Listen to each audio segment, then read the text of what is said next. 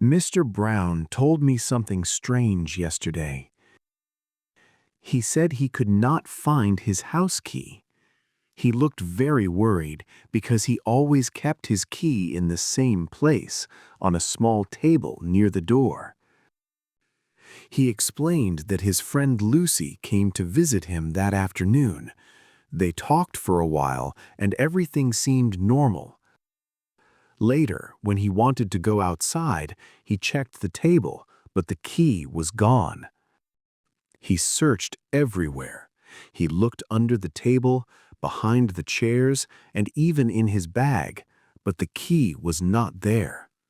Lucy told him maybe he lost it outside earlier that day, but Mr. Brown was sure he had it when he came home. So he called the police. When Inspector Kim arrived, he listened carefully to the story. Then he asked a simple question. He asked if anyone else had entered the house that day. Mr. Brown said no, only Lucy was there.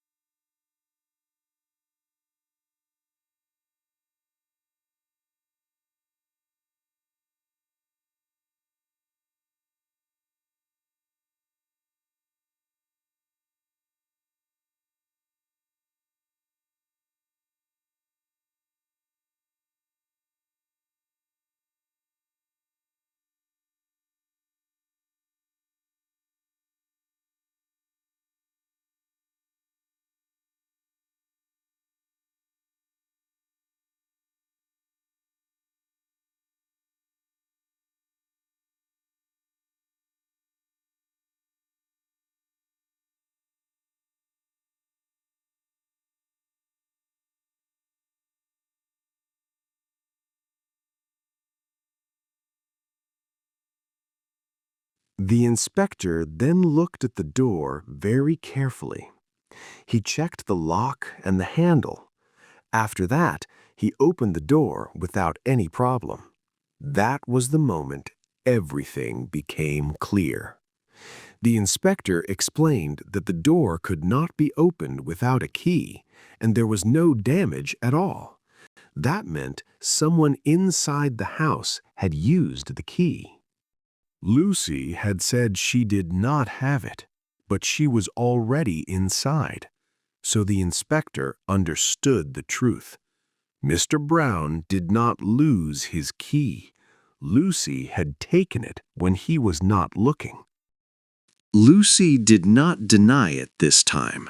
She slowly put her hand into her pocket. Mr. Brown stared at her. "Lucy?" His voice trembled. Then she took the key out. The room went silent. "Yes," she said quietly, "I took it." Mr. Brown looked shocked. "But why? You could have just asked."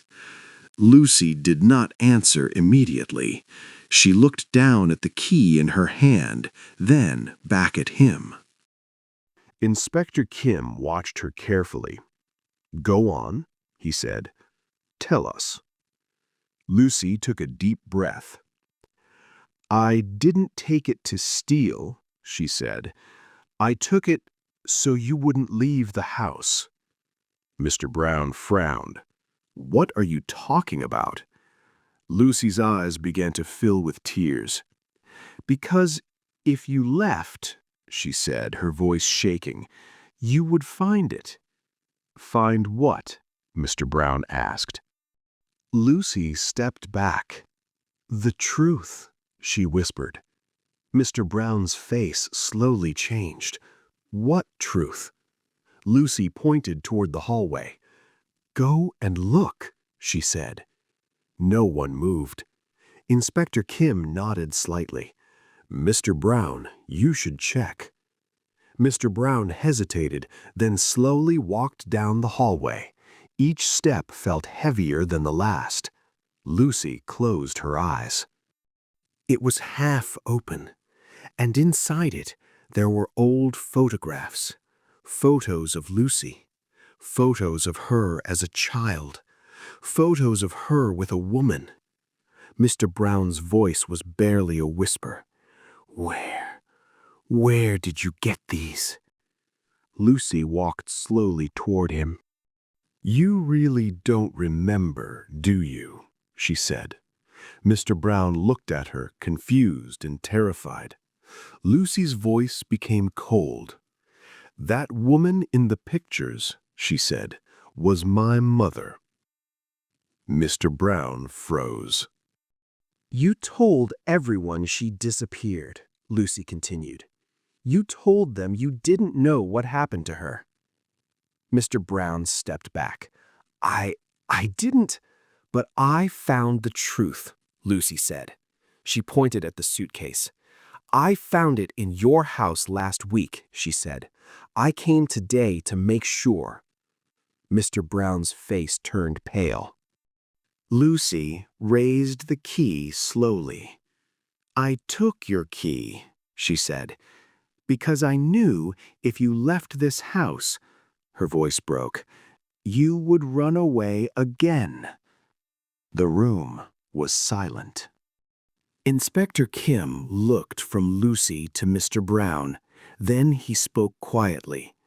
"Mr. Brown," he said, "I think you need to explain what really happened to her mother." Mr. Brown collapsed to the floor, and this time he did not deny anything. His hands were shaking. His face was pale. For a long moment, he said nothing. Inspector Kim stepped closer. "Tell us the truth," he said firmly. Lucy stood very still. She did not cry now. She only watched. Finally, Mr. Brown spoke. "It was an accident," he whispered. Lucy's eyes did not move. Mr. Brown continued, his voice weak. "Years ago, your mother came here. We argued. She wanted something from me. Money, or maybe answers. I don't remember anymore." His breathing became heavier. "She said she would go to the police. She said she would ruin my life." Lucy's hands slowly tightened. "And then?" Inspector Kim asked. Mr. Brown closed his eyes. "I pushed her," he said. The room felt colder. "She fell," he continued. "She hit her head on the corner of the table." Lucy took a small step back. "I didn't mean to kill her," he said quickly. "I didn't mean to—" "But she died," Inspector Kim said. Mr. Brown nodded slowly. Silence filled the house. Lucy's voice came out as a whisper. "What did you do after that?" Mr. Brown did not answer immediately. Then he pointed weakly toward the floor. "Under the house," he said. Inspector Kim's expression changed. "Under the house?" he repeated. Mr. Brown nodded again. tears now running down his face. "There's a small space beneath the floor," he said. "I hid her there. No one ever checked." Lucy covered her mouth. The truth was worse than she imagined. Inspector Kim spoke into his radio, calling for backup. Then he looked at Mr. Brown. "You are under arrest." Mr. Brown did not resist.